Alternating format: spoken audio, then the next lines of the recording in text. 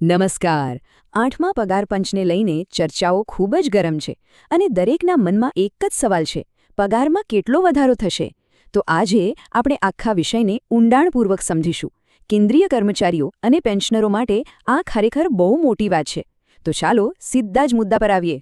સૌથી પહેલાં તો એ સવાલ લઈએ જેણે બધાનું ધ્યાન ખેંચ્યું છે: શું લઘુત્તમ સરકારી પગાર ખરેખર 69,000 થઈ શકે છે?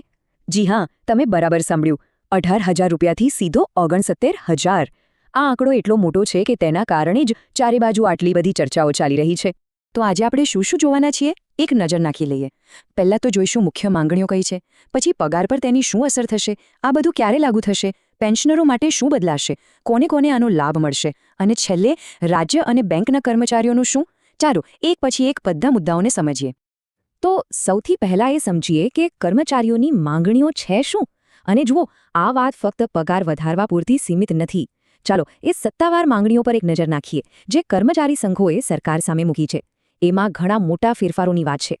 સારું, તો આ રહી મુખ્ય માંગણીઓ. લઘુત્તમ પગાર 69,000 રૂપિયા, ફિટમેન્ટ ફેક્ટર 3.83 સુધી લઈ જવાની વાત છે, વાર્ષિક ઇન્ક્રીમેન્ટ 6% અને હાઉસ રેન્ટ એલાઉન્સ એટલે કે HRA 30% કરવાની માંગ છે. આ સિવાય એક રસપ્રદ વાત એ છે કે કુટુંબની વ્યાખ્યા બદલીને 3ના બદલે 5 સભ્યોની ગણવાની માંગ છે. અને હા, સૌથી મોટી અને સૌથી વધુ ચર્ચાયેલી માંગ, જૂની પેન્શન યોજના એટલે કે OPS પાછી લાવવાની. હવે ઘણા લોકો વિચારતા હશે કે આ ફિટમેન્ટ ફેક્ટર વળી શું છે? તો જુઓ, આ એકદમ સરળ છે. સમજો કે આ એક ગુણક છે, એક પ્રકારનો જાદુઈ આંકડો. તમારા હાલના બેઝિક પગારને આ આંકડાથી ગુણાકાર કરો એટલે તમારો નવો પગાર નક્કી થાય. 7મા પગાર પંચમાં આ ફેક્ટર 2.57 હતું. હવે તેને 3.83 કરવાની માંગ છે. સમજી શકાય છે કે આ ફેરફારથી પગારમાં કેટલો મોટો ઉછાળો આવી શકે છે. ચાલો હવે એ મુદ્દા પર આવીએ જેની બધા આતુરતાથી રાહ જોઈ રહ્યા છે. આ બધા ફેરફારો પછી ખિસ્સામાં કેટલા રૂપિયા આવશે? પગારમાં કેટલો વધારો થશે? ચાલો સીધા આંકડાઓ જ જોઈએ. જુઓ, આ તફાવત કેટલો મોટો છે. અત્યારે લઘુત્તમ બેઝિક પગાર છે 18,000 રૂપિયા. અને પ્રસ્તાવ શું છે? સીધો 69,000. આ તો લગભગ 4 ગણો વધારો કહેવાય. વિચાર કરો કે આ કેટલો મોટો ફેરફાર છે. આ ટેબલ પર એક નજર નાખવા જેવી છે. ભલે માંગ 3.83 ફિટમેન્ટ ફેક્ટરની હોય, પણ જો આપણે એક અંદાજ મુજબ 2.46 ફેક્ટરને પણ ધ્યાનમાં લઈએ તો પણ જુઓ કે પગાર ક્યાં પહોંચે છે. લેવલ 1 થી 5માં પગાર 44,000 રૂપિયાથી શરૂ થઈ શકે છે અને જેમ જેમ ઉપર જઈએ લેવલ 16 થી 18માં તો બેઝિક પગાર 5 લાખને પણ પાર કરી જાય છે. મતલબ કે દરેક લેવલ પર જબરદસ્ત વધારો જોવા મળી શકે છે.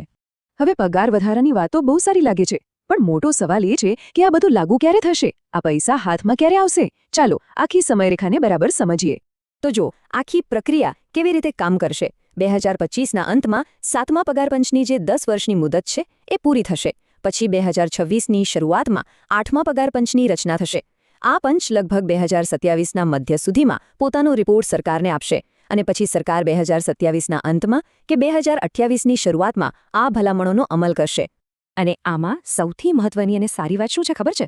ભલે આ બધું લાગુ 2028માં થાય, પણ પગાર વધારો ગણાશે 1 જાન્યુઆરી 2026થી. એનો સીધો મતલબ એ છે કે કર્મચારીઓને લગભગ 2 વર્ષનું એરિયર્સ મળશે. એટલે કે વધેલા પગારની જે બાકી રકમ છે એ એક સાથે મળશે. આ ખરેખર એક મોટી રકમ હોઈ શકે છે. ચાલો હવે એ લાખો પેન્શનરોની વાત કરીએ જેમણે વર્ષો સુધી દેશની સેવા કરી છે. આ નવા પગાર પંચમાં તેમના માટે શું છે? આ ફેરફારોની તેમના પર શું અસર થશે? કેમ કે તેમના માટે પણ કેટલાક મોટા ફેરફારો સૂચવવામાં આવ્યા છે. તો પેન્શનરો માટે શું બદલાવ આવી શકે છે? એક પ્રસ્તાવ એ છે કે પેન્શનની ગણતરી છેલ્લા પગારના 67% પર કરવામાં આવે. ફેમિલી પેન્શન 50% પર અને મોંઘવારી રાહત એટલે કે DR એ પણ નવા પગાર માળખા મુજબ વધશે. અને હા, અહીં પણ એ જ મોટી માંગ છે. NPSને બદલીને જૂની પેન્શન યોજના એટલે કે OPS પાછી લાવવામાં આવે, જે ઘણા લોકો માટે એક મોટી આર્થિક સુરક્ષા માનવામાં આવે છે.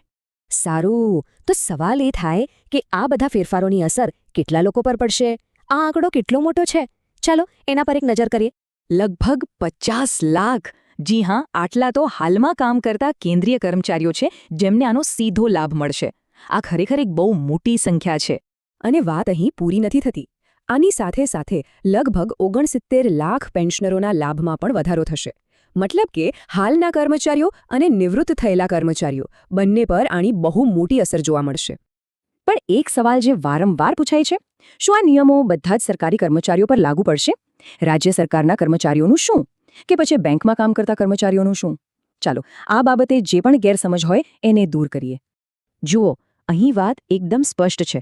રાજ્ય સરકારના કર્મચારીઓ માટે કેન્દ્રનું પગાર પંચ બંધન કરતા નથી. રાજ્ય પોતાની રીતે નિર્ણય લઈ શકે છે, તે આને અપનાવી પણ શકે છે અથવા પોતાનું અલગ પંચ પણ બનાવી શકે છે. અને જ્યાં સુધી બેંક કર્મચારીઓની વાત છે તો તેમનો પગાર તો ઇન્ડિયન બેંક્સ એસોસિએશન સાથેના કરારથી નક્કી થાય છે, એટલે તેઓ આ પગાર પંચના દાયરામાં આવતા જ નથી. તો અંતે આપણે એ જ મોટા સવાલ પર પાછા આવીએ છીએ. શું સરકાર આ બધી મોટી માંગણીઓ સ્વીકારી લેશે? અને જો સ્વીકારશે તો દેશના અર્થતંત્ર પર તેની કેવી અને કેટલી મોટી અસર પડશે? આ એવા સવાલો છે જેના જવાબ તો આવનારો સમય જ આપશે.